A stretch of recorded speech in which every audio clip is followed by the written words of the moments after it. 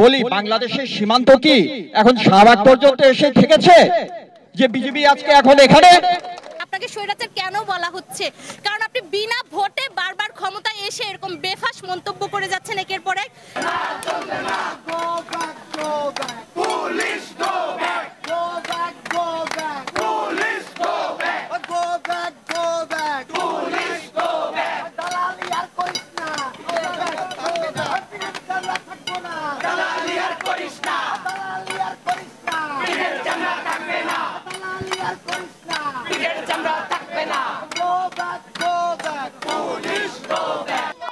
বিনা ভোটে বারবার ক্ষমতায় আসতে পারবেন এবং এরকম একটা প্রক্রিয়া দেশে উনি চালু করেছেন, সুতরাং ওনার জন্য এটা কোনো ব্যাপার না।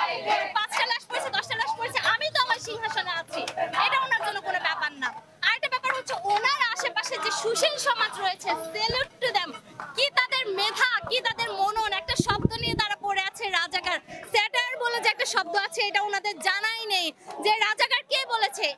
পুরো ডায়লগটাও কিন্তু উনি শোনেন নাই যে তুমি কে আমি কে, রাজাকার রাজাকার কে বলেছে, কে বলেছে স্বৈরাচার স্বৈরাচার। ওই শব্দটার দিকে একটু ধ্যান দেন যে আপনাকে স্বৈরাচার কেন বলা হচ্ছে। কারণ আপনি বিনা ভোটে বারবার ক্ষমতায় এসে এরকম বেফাস মন্তব্য করে যাচ্ছেন একের পর এক। এবং আপনি দেখছেন যে আপনি ভারত যাচ্ছেন, চীন যাচ্ছেন, আপনি যুক্তরাষ্ট্রের সাথে তাল মিলিয়ে চলছেন। আপনি জানেন বহির্বিশ্ব আপনাকে এখন পর্যন্ত গদিতে বসিয়ে রেখেছে জনগণের ভোট ছাড়া। সুতরাং আপনার এখন মানে ভাববার কোনো ব্যাপার নেই। কিন্তু আপনার মনে রাখা উচিত 1952 সালে একইভাবে চিন্তা করেছিল পূর্ব পাকিস্তানের শাসকরা। 1971 সালেও তারা একইভাবেই চিন্তা করেছিল। 25শে মার্চের যে বর্বর হামলা একই চিন্তা থেকে হয়েছিল, যে চিন্তা আপনি এখন করছেন। হল বন্ধ করে দিবেন, ইউনিভার্সিটি বন্ধ করে দিবেন, স্কুল কলেজ বন্ধ করে দিবেন, এগুলো হয়েছিল, আগেও হয়েছিল। অতীত থেকে শিক্ষা নেন, হিস্ট্রি রিপিটস ইটসেলফ। এই মুহূর্তে আপনি দেখতে পাচ্ছেন বিজেপি এবং বাংলাদেশ পুলিশ এবং তারা মিলে হচ্ছে পুরোটা জায়গা দাঁড়িয়ে দিয়ে আছে। পুরো অবস্থা কিন্তু থমথমে অবস্থা বিরাজ করছে আজকে সকাল থেকেই।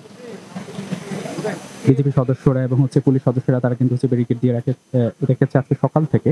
মনে হচ্ছে এটা পুলিশি কোনো একটা ক্যাম্প বা যে কোনো একটা ক্যান্টনমেন্টের মধ্যে বোধহয় আমরা ঢুকেছি।